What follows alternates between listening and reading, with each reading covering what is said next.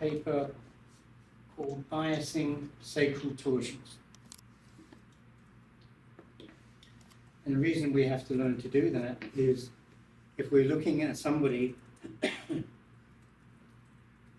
and we find that they have no anterior rotation, so they're stuck posteriorly, it means the sacrum is held in which position? We're looking at the right side, for example.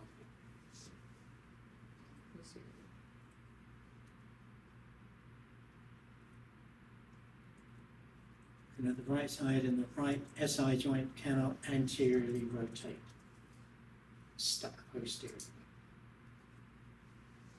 What has happened to the sacrum? And what is that? The anterior. Yep, it's gone anteriorly, so it would be a left on left. And a left on left is being produced by the, or exaggerated by the right psoas.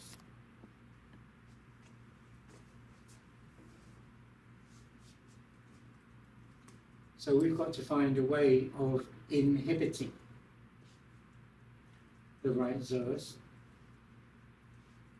which means we've got to facilitate its functional antagonist. Now, I'm emphasizing the word functional antagonist, and it means if you're doing a particular function, your antagonist's agonist might change. For example, if you're lying on your back and you lift your right leg off the bed, you will facilitate the right psoas and inhibit the right glute max piriformis. But when you're walking, as that right psoas is becoming facilitated, it will be inhibiting the left glute max and piriformis. But the only way you can maintain that anterior torsion is if the sacrum, the lateral sacral angle, that's not what it's called, it's the the inferior lateral angle, is allowed to come up. And the only way that will do is if this facilitated psoas is inhibiting these pelvic muscles, glute max and piriformis.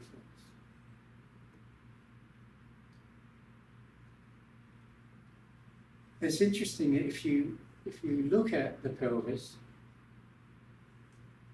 they call it the pelvic bowl, but it would be a pretty useless bowl on its own. It wouldn't even be able to hold an orange. Slip right out the bottom. Right. So it only becomes a bowl when we include the muscles. So we've got the pelvic floor,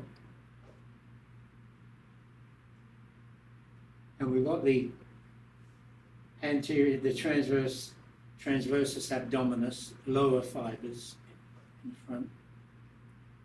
But we also have what are called pelvic wall muscles, and these are the ones that fill in the greater sciatic foramen.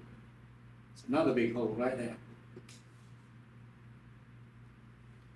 And of course, the things that fill that in are the external rotators. Not just glute max piriformis, but also the obturators, the gemelli, rectus femoris, quadratus femoris. And because they're a functional group, if you will, a containment group of muscles holding in the contents of the pelvis, they tend to go into dysfunction together. So the fact that we've got a pathologically inhibited left glute max and piriformis really doesn't end there, because we'd have all of those external rotators inhibited. And ultimately that's what leads to the maltracking hip but you'd have that side of the pelvic floor inhibited.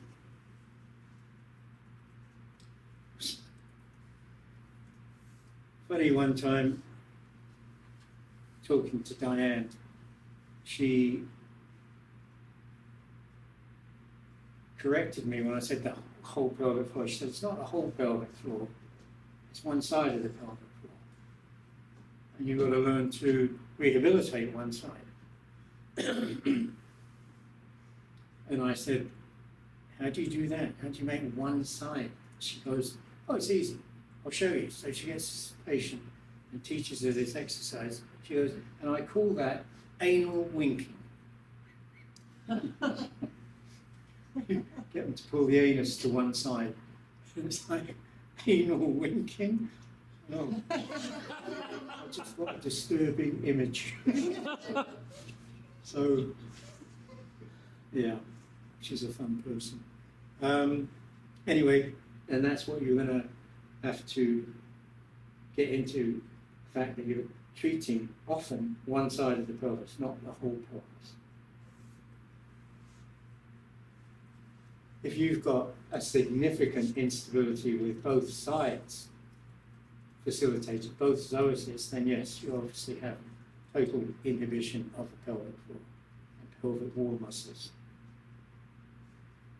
So going back to my original example of a left on left with a facilitated right psoas, to inhibit it, not going to push on it and stretch it, that just irritates it.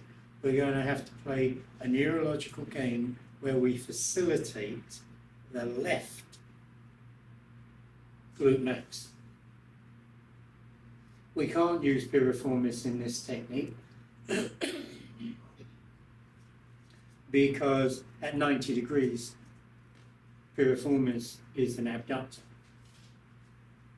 not an external rotator. So for this technique, we're tapping right into the muscle energy approach. And when I was talking about biasing sacral torsions,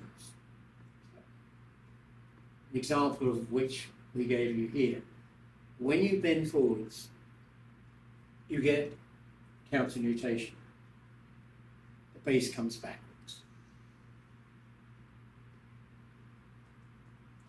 So if I want to bias a backward torsion, I'll have them first in flexion,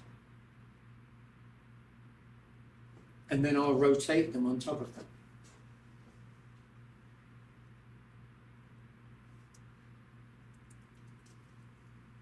And I'm going to try and produce the opposite torsion. So if I've got a left on left, what is the opposite torsion to a left on left? Has to be the same axis, remember?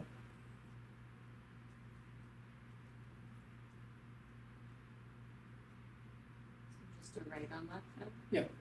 We've got to try and produce a right on left by facilitating, biasing the torsion and then facilitating glute max.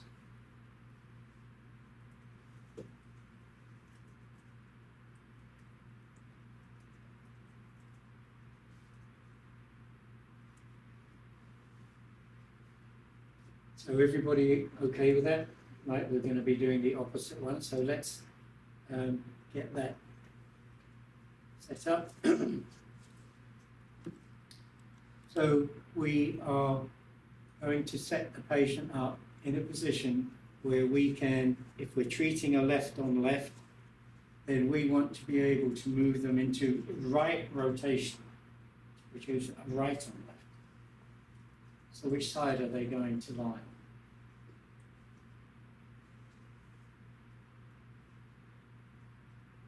Are we going to be rotating them, like, so would they be laying on their left side with their right shoulder Yeah, back? it's always going to be easier to control that and change it because you're going to take up the slack. So you need them not face down, but on their side. So it'll be the left side. Yes. Put them on their left side and flex them up, and then right rotate.